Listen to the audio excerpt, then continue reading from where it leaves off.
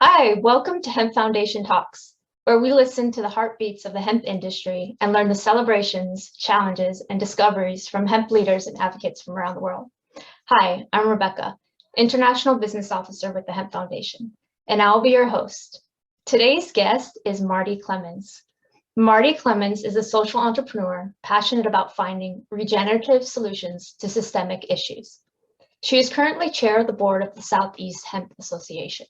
She has been working to build the hemp industry in North Carolina and the Southeast since 2015. Marty is a partner in the Industrial Hemp Summit, a B2B multi-stakeholder collaboration focused on building the U.S. hemp industry. Previously, Marty lived in Chicago, Illinois, where she was a corporate and securities lawyer with the United States Securities and Exchange Commission and Northern Trust, as well as chief counsel of ABN-AMRO Asset Management USA, and general counsel of Market Liquidity Network. Welcome, Marty. It's glad to have you here. Thank you for having me. So please tell me, what got you started in the hemp industry? Yeah, my introduction to the hemp industry was via medical cannabis. And I was an investor in medical cannabis in Illinois in about 2013 is when Illinois started going medical. So I was introduced from a finder who was looking for investors in different groups and got excited about cannabis as a substitute for opiates. I was really excited about it. And that's how I eventually, via medical cannabis, came to hemp in about 2015 when I moved from Chicago to North Carolina. And I was looking at what was going on with cannabis in North Carolina, and what was going on here was industrial hemp. So I educated myself about that, and I got 10 times more excited about that, honestly, than I ever was about medical cannabis. Awesome. So you do have a little bit of a background in health as well? Yeah.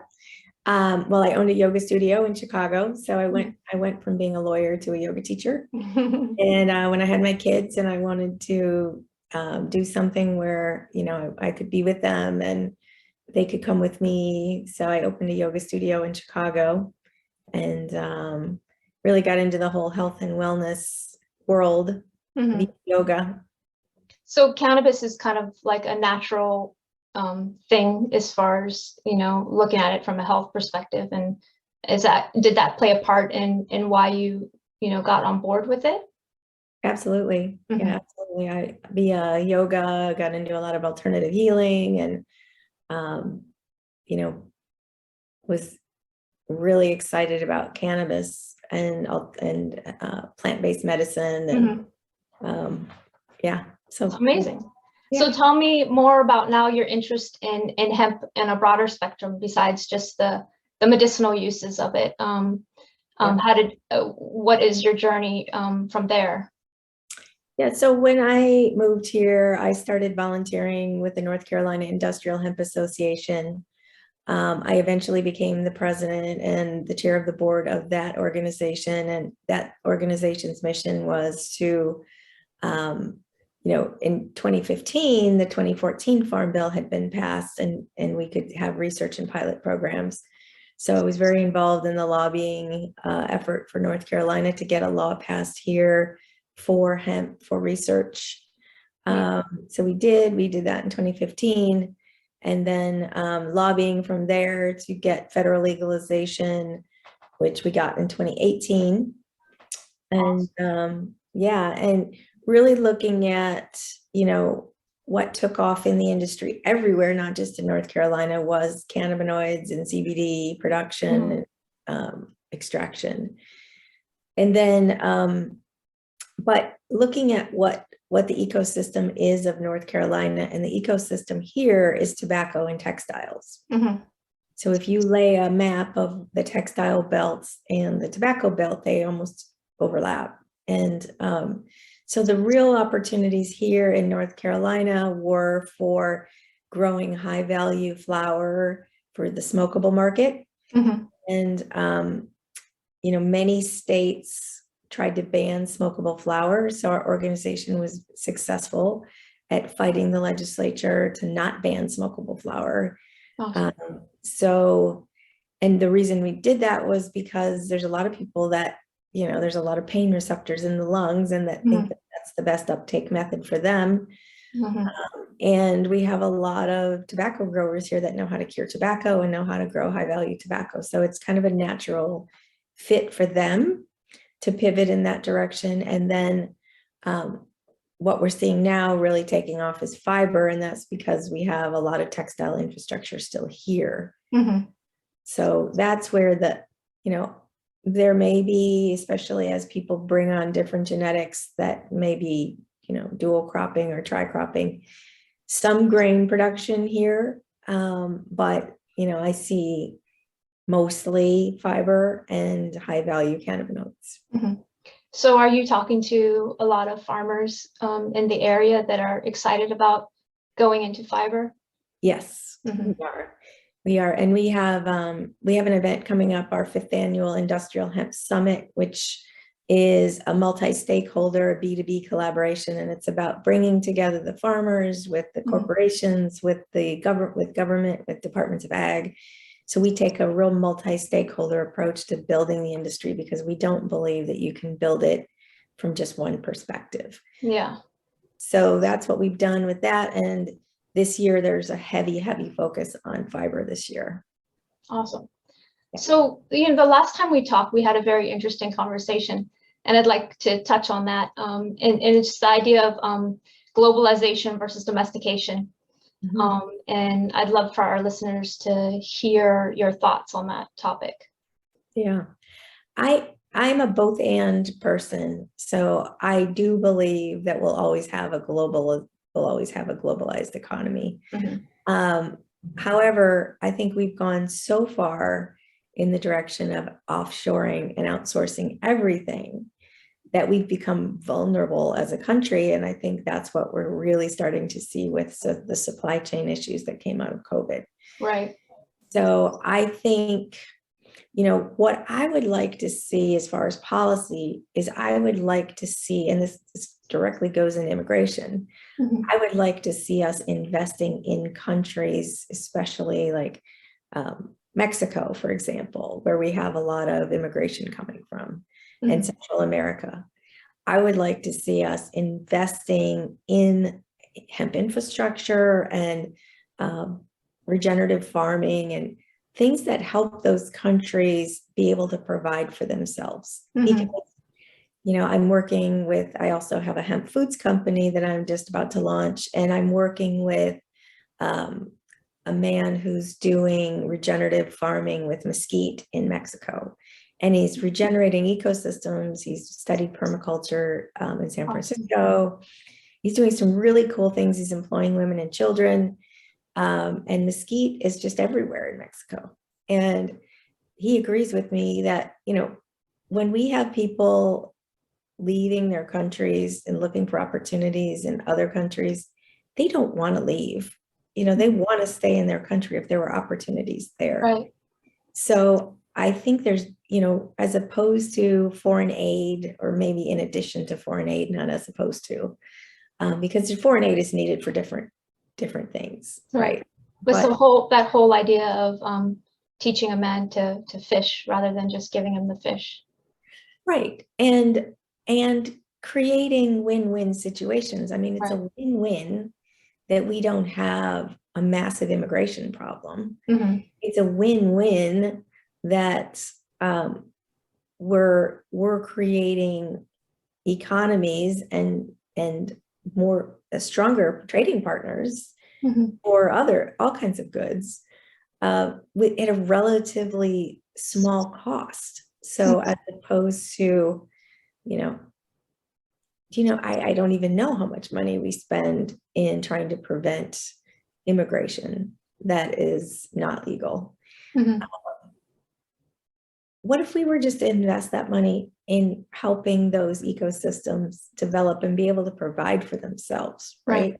And regenerative agriculture ticks so many boxes for climate change, for soil regeneration, for really just, when we look at what do people really need, well, People need food and they need houses, right? And we both know that with hemp, we can provide both of those things.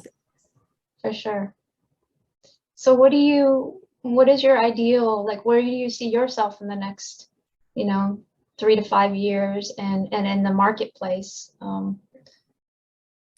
Yeah, I've done a lot leading through trade associations and, trying to doing this multi-stakeholder thing, which those are all really useful things that I've been focusing on. But I think where I'm pivoting to and going to be spending more of my time in the next few years is just in being an entrepreneur and creating the markets and the demand for hemp. Yeah. Because I think, when I look at this multi-stakeholder collaboration that we put together, there's so many people that are important and that are researching the plan and that are doing, regulating the plant. There's not a lot of entrepreneurs. There's just not a lot of entrepreneurs in hemp. There's very, very few. You can probably name them on one hand or two hands. And that's, why. And I think a lot of it, especially, if you count all the entrepreneurs that are in the CBD space, there's a lot. There's a lot. But the problem with being an entrepreneur in the cannabinoid CBD space is that you still can't market your products the way any other company can market their products. You're still subject to not being able to advertise on certain platforms. Right. So it's really an uphill battle in a market that is really, really saturated. So how do there's obviously, lots and lots of opportunities in cannabinoids, but right now, until the FDA review, with the current policy of the FDA refusing to regulate a supplement route, it's going to be really challenging. Yeah. And I think too, with the industry growth, the more that we can have more entrepreneurs out there and increasing the demand, then that will allow the prices to drop at some point as well. And it would become like a new normal, I think that would be an awesome thing to see once we get to that point. So do you have any insights as far as getting to that point? What do you think are some of the challenges that we need to overcome? Well, I would say the number one challenge is greed. But, that's in every industry. That's not just in our industry. But from what I've seen in cannabinoids is that prices have just, the farmers aren't getting a lot of money. Right. The processors are paying less, but that savings is still not being passed on to the consumer in a lot of cases. I am starting to see prices come down in CBD, because if we do want it to be like a supplement that is like a vitamin that people take regularly, prices have to come down for someone to keep taking it consistently, which is one of the biggest challenges in cannabinoids, is that it's so expensive. People try to make a bottle go a long way. And so I'm starting to see some like discount brands that are high quality. And that's what, if we really want to get this out as medicine to people, and it's challenging. I know it's challenging because there was a gold rush mentality when people got into it and the margins were much higher. So to accept lower margins, but you're helping more people, that's a pivot that has to happen. I still think, we have to have FDA regulation. There has to be regulation, because having no regulation, there's a balance between over-regulation and having enough regulation to keep people safe. We don't have regulation to keep people safe in cannabinoids, stuff you can buy in gas stations, and there's no telling what's in a lot of stuff that's out there. Right. So what type of legislation do you think would really open the market up and would be beneficial? Well, there's legislation pending to try to force the FDA's hand, that Congress would say to the FDA, you have to regulate this. That's a slippery slope, because regulators don't like to be told what to do. And there's a reason why, we have the three branches of government. That is not supposed to be the role of Congress. Congress passes laws and the administrative agencies administer them. But in this situation, it's a very tricky situation because the industry doesn't have the kind of resources that big pharmaceutical companies have. So the kinds of studies and the kind of data that the FDA wants is not something that the industry is used to or has the resources to provide. Although it's my understanding that the U.S. Hemp Roundtable has submitted stuff via their members, and that it's been very good science and rigorous clinical trials, and that the evidence is still not enough.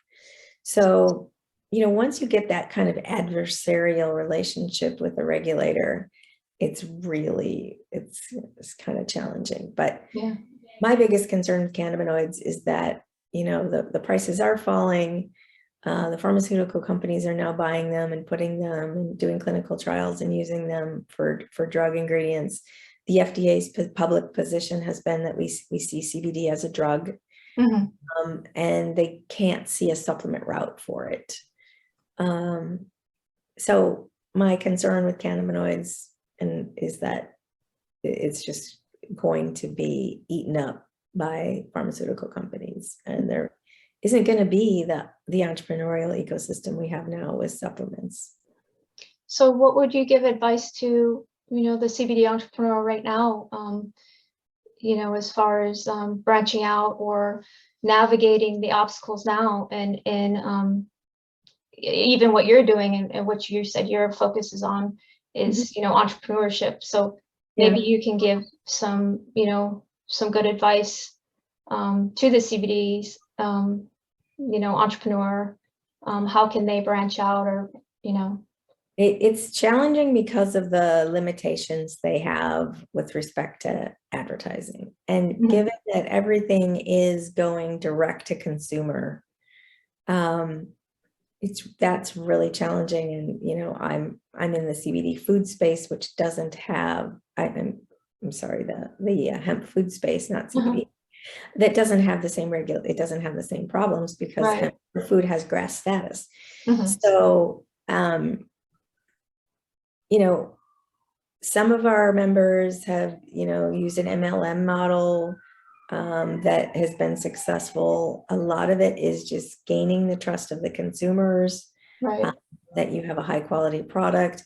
I think one of the biggest challenges is just it's got to be at a price point that people will buy it monthly on a subscription kind of basis and keep taking it. Because one of the challenges I think with CBD is that if you have symptoms like Parkinson's, or you have something that has outward symptoms or anxiety, and you start taking it and you start noticing a difference, then you're going to keep taking it, right? But for people that don't have those kind of outward expressions of illness, it's kind of hard to see what it's doing. And the anti-inflammatory neuroprotectant qualities is really good for you, but you can't necessarily see what vitamins are doing for you. Although I can, when I get run down, I don't take them all the time, but when I get run down, I notice right away when I start taking them. So it is that getting consumers that this is just a part of your daily routine. And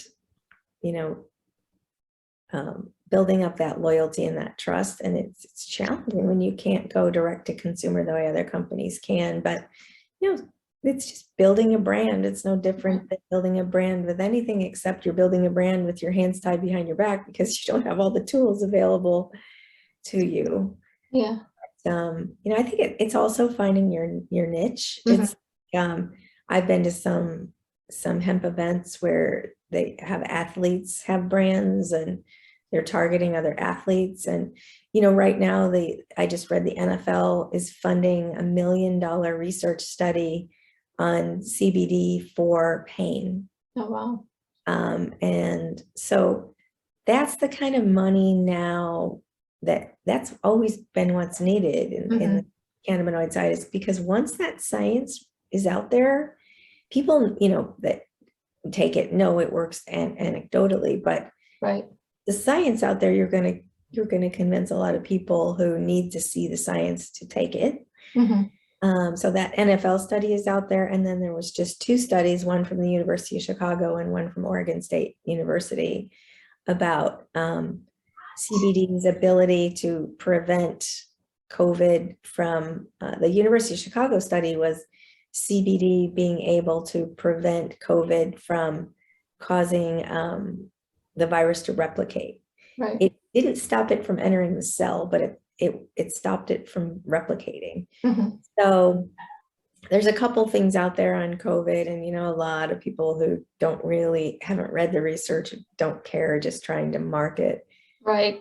based on that. That's the biggest issues, is that you just can't make health claims and of any sort, which is also another problem in the supplement. And the rules are like, you can't even from a post from a customer. And so I do think, it's one of those situations where the industry got way out ahead of regulation. And now people don't know what they need to do, honestly, because everyone's been doing it for so long. It's become normalized, even though you're really not allowed to do what a lot of people are doing. So it is challenging, but I think, looking at those niche markets, like I know people that are going after, I saw a woman speak who's going after people that have had post like reconstructive surgery, and really finding your niche. And obviously people are going to be drawn to you if you've had that same kind of experience, and CBD helped you. And as far as like regulations, like in the certain things that you can say, I mean, you can have more freedom in telling your own story, right? As long as it's not on your website, as long as anything, like I highly recommend, I follow Asa Weinstein and his posts and on LinkedIn, and he has a lot of good free content about what you can and can't do, and he does a lot of webinars. He's, if there's like, they're looking at old blog posts. It's the latest thing that he was talking about. I think I saw that. So it's like at the point where I don't know what you could say, honestly, and that's what you can say is limited, and how you can reach customers is limited. So that direct consumer, that's why I think a lot of the retail stores did really well at the beginning, is because they were largely just educating. People would come in curious and educate customers. But with COVID and the general trend away from retail, most people are buying online. So it does get really, really tricky. And I think sponsoring maybe live event, anywhere you can get live in front of people and educate, there's so much we don't know. So we do the science, and then there's so many people that still don't know anything about CBD, or that there's more than CBD in a tincture. And it's that whole thing of the industry kind of jumped on to, the consumer started knowing what CBD was, and so they just started marketing CBD. And even when they had full spectrum oil, and there's lots of other benefits in it besides CBD. And that's also confused the FDA, because the FDA, Epidiolex is a drug that is an isolated form of CBD, and it's gone through clinical trials. So when you talk about regulating a supplement, and then it's a full spectrum, oil, the FDA doesn't get it, because they're how they regulate drugs is via molecules. So they regulate one molecule at a time. They don't understand this concept of a whole spectrum and cannabinoids are in a plant. I think you made a very good point. I think the education, I think, is so important. And so for that, from what I was hearing you say, for the CBD entrepreneur, get out there and start educating people, even about the different varieties, and All those things I think will go a long way, as well as we wait for other things to catch up and more research, right? Yep. That's kind of what I'm hearing. Yep. And that if you're, you've got savings coming at you via your supply chain, it's like, look, everyone has to benefit in your supply system if you're going to have a viable business. Right. And the only ones that are getting squeezed are farmers, and the farmers are always the ones that get squeezed. Yeah. And you're getting cheap biomass, and you're not passing that savings on to the consumer. I think that's gonna be a problem. Yeah. Awesome. So any other last words of advice? Anything hopeful? I've always seen the industry just got sidetracked with cannabinoids, and it was, the latest, hottest thing, but we have to really take a holistic perspective Right. of looking at this industry. And we can't do the same thing with fiber and food. We have to look at, this is a new crop that has only been legal since 2018, and we're trying to build an industry. And it's only a few years old, and some people are already giving up and throwing in the towel. And if you have a long-term vision of this plant and this industry, you need to find other people that share your vision and collaborate. And, it's time for consolidation on all levels. Yeah. Trade association level at the, people need to work together to survive. And it's always, I think, better to work together anyway, because it's more fun. Yes. But if you don't think it's fun and you want to be around. Yeah. And I think we should have more of a collaborative mindset than a competitive mindset, because it'll go much further. And I think there's no reason to be that competitive right now, because there's so much opportunity. And if we can look at the opportunities more, and even like what you're talking about, like the niche, finding those niches and finding your own communities. There's an abundance, when we have that abundance mindset and help each other and share information, I think the industry will really grow much further from there. I agree. Yeah. Thank you so much, Marty. I really appreciate your time and sharing your expertise. Maybe you can also share about your event. Is it still open for others to register? Yep. It's the Industrial Hemp Summit.net is our website, and it'll be held at the North Carolina Biotech Center this year, as opposed to, we've held the first 4 in Virginia. This year we're moving across the line to North Carolina. And we have Huber is one of our sponsors, Westtown Bank and Trust, which has been a really great bank that banks the industry. And this year VF Corporation, which owns 10 brands, including the North Face and Vans. So, really looking at, it's the first time a big apparel company has sponsored any kind of hemp event. And it's because I believe that we hold space for all the parts of a multi-stakeholder approach, because there are people in the industry that don't like government, and there are people in the industry that don't like corporations, and there are people that don't like this, and they don't like other people in there, whatever. Yeah. That's just ego. Yeah. And it's time to get over it and really look at the big picture. And the big picture is that we need government, we need corporations, we need all this, we need universities, we need researchers. Yeah. And we discount any one part as saying, no, we don't need that. And we just focus on, my own little world. Yeah. That's not what this plan is not about. Narcissism. It's not about being egocentric. It's for the full potential of it.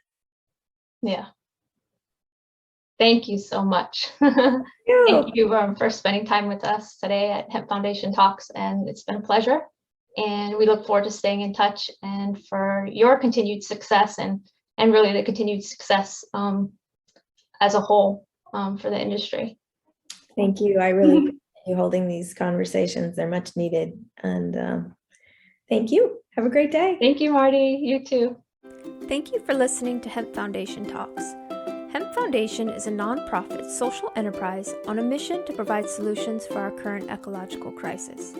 Hemp Foundation and their brand Uki has created a value chain from village farms to the marketplace, utilizing the many benefits of hemp to overcome deforestation, fight plastic pollution, and support regenerative practices to heal our earth. The foundation supports over 250 small village farmers in the Indian Himalayan region.